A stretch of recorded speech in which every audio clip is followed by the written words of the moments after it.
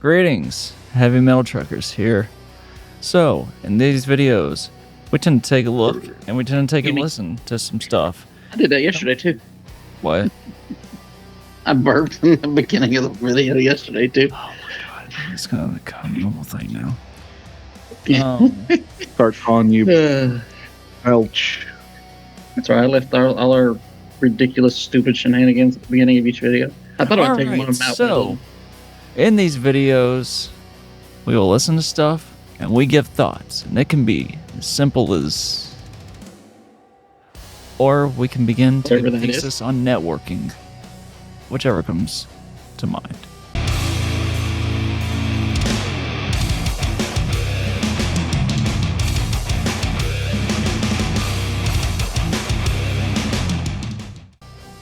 So, in this video, you have high hopes on that one. What? He said you got high hopes for networking. I mean, I hooked up a cable. I feel like it's more attainable than whatever he said yesterday. I mean, I connected a cable. Neuroscience. Neuroscience. Yeah. I mean, I connected a cable to my router. How much more networking do you want? Social networking. I mean, cyber networking. I could shut my trash mouth. Social. Got it. Okay, so after much ado, this has been requested from our friend Josevek Vas Os Matro, and this one is Urban Instinkt, because I almost misread that and thought it said Urban Institute. Wow. That's the way we do. Anyway, before we get canceled, this track is called Anarhija. Yeah, we'll run with it. Well, he mentioned that these guys, or gals, I don't know who's in it, but are from Bosnia, not Serbia. Ooh. All right, going to some Bosnian, whatever this is.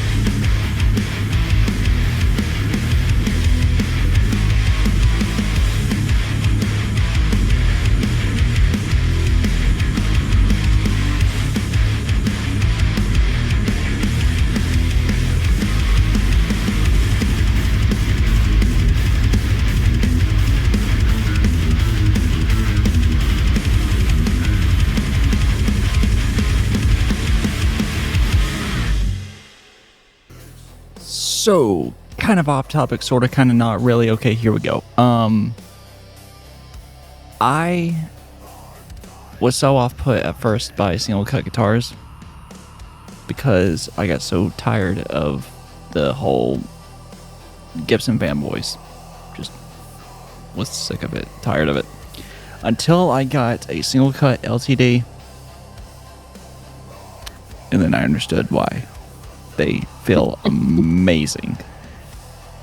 But I will much get LTD over Gibson because it's like a quarter the price and one of my favorites. Anyways, as you were reviewing, what? We're going to do? Yeah. Is it just me, or did anybody else get kind of like a really old school punk vibe from this? Well, considering it's like, hardcore. Yeah. It was like, something the Ramones would have done, but a little heavier, obviously. Yeah. I mean, hardcore pretty much derived from punk, so. Yeah, true, fair enough. But you can definitely tell. Oh yeah. But besides that, it had a really good groove to it. Mm-hmm. When the vocals first came in, I wasn't sure, but they definitely grew on me. Probably some vocals within punk or hardcore. Probably some of the better vocals within the hardcore scene, actually, to me. I could see that, especially if I knew what they were saying. Yeah. Because I feel like, even though I don't know what he's saying, I feel like his dictation was actually, or their dictation was pretty good. Fantastic, actually. Yeah. I actually enjoyed it. It had, like I said, it had a good groove to it. It was easy to follow along with. It was sweet and to the point, which I guess is common for this kind of thing, but it's definitely not your 10-minute long black metal songs. That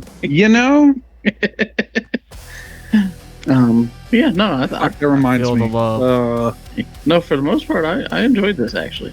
I did. And your thoughts, Dick? Richardson? That's rich to you. Thank you. You didn't let me complete, Dick Richardson. I swear. That's Dickinson. Sorry, Charles.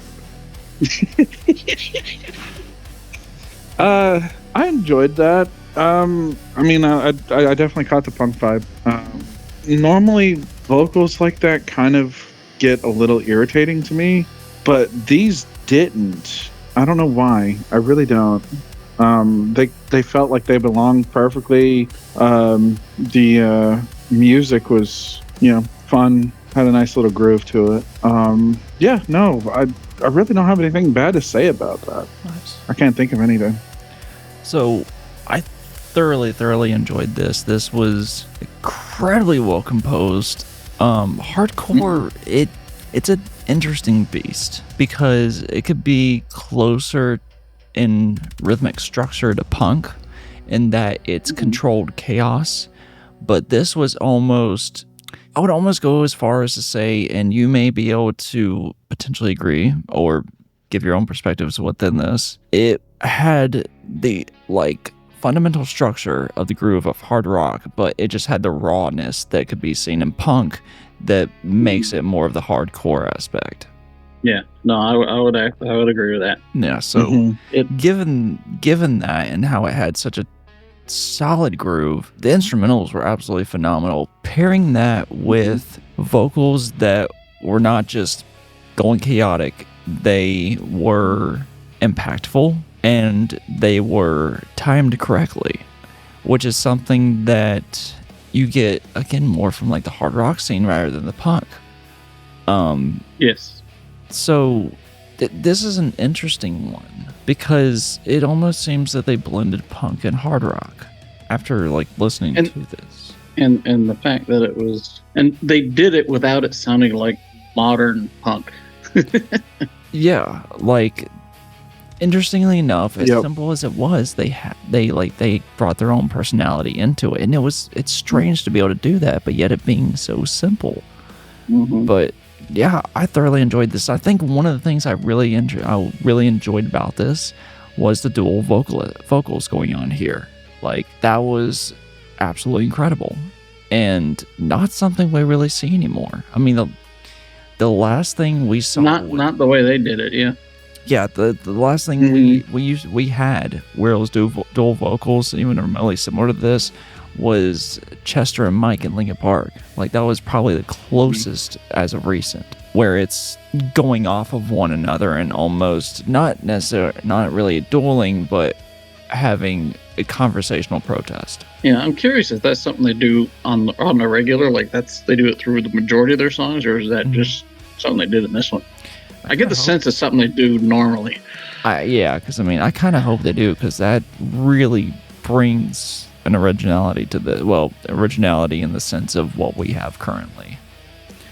But yeah, also just all the sounds were just, the production was just fucking on point with this. Like, typically when it comes to hardcore, I'm not the biggest on production, just because for the environment it is and the scene that it is, but this worked so fucking well. But anyway, yeah, that was the viewer request of Urban Instinct. So thank you, sir, for the request. Until next time, whether musically, lyrically, or literally, keep on rolling.